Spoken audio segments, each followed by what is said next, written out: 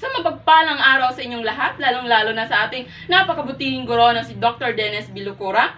Ako nga pala si Binibining Jessa D. Iladio at ako ngayon ay ang maglalahad ng aking mga kagamitang panturo na kung saan gawa sa indigenous materials at ang recycled materials.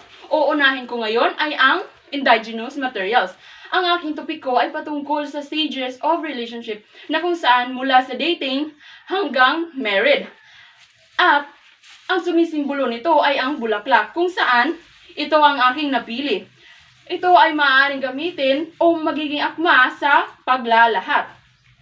Ang mechanics ng gagawing ito ay kukuha ako o pipili ako ng mga mag-aaral na kung saan maging voluntaryo na pumunta sa harap at magtugtog ng aking ginawang buko shell, drum, at kakanta. Dalawa ang pipiliin ko.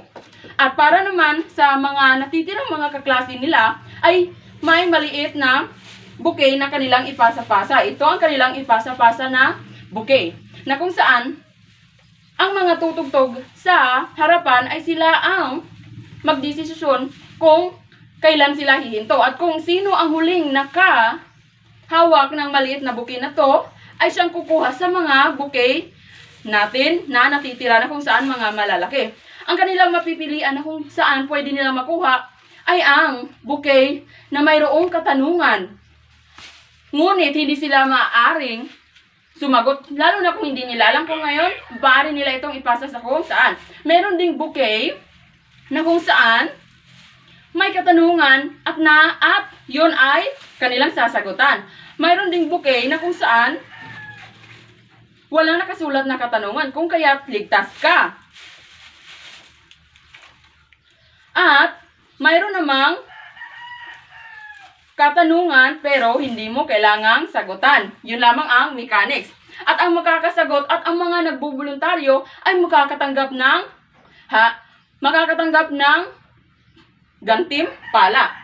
At para naman sa ating pangalawa, ito ay ang biyahe ni Jessa na kung saan ito ay tumutukoy sa iba't ibang mga anyong lupa dito sa Pilipinas. Ngunit hindi natin yan ibubunyag. Ito ay maaaring magamit bago magsimula ang klase na kung saan ito ay kanilang huhulaan.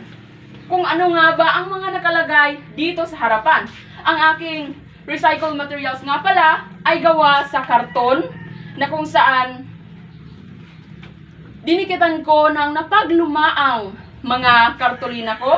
At nakita nyo naman sa likuran nito, ito ay may mga pictures o litrato nito. Ngunit, ni-recycle ko ito gamit kung kaya't ang aking ginawa na topiko ay patungkol sa mga anyong lupa, kung kaya't napagpili ko na kung saan ang aking gagamiting pagguhit para may guhit ang mga larawan o ilustrasyon na nandito na makikita ninyo ay gawa o di kay kuha ko mula sa lupa, sa mga maliliit na butil ng lupa. At ito namang aking truck ay nagsisimbolo ito ng ibig sabihin na mag-travel o magbiyahe kasama at alamin kung ano-ano ang mga anyong lupa na narito sa Pilipinas. Yun lamang po at sana ay inyong nagustuhan at may natutunan kayo. Sa muli, maraming salamat sa pakikinig at panunood. At sa muli,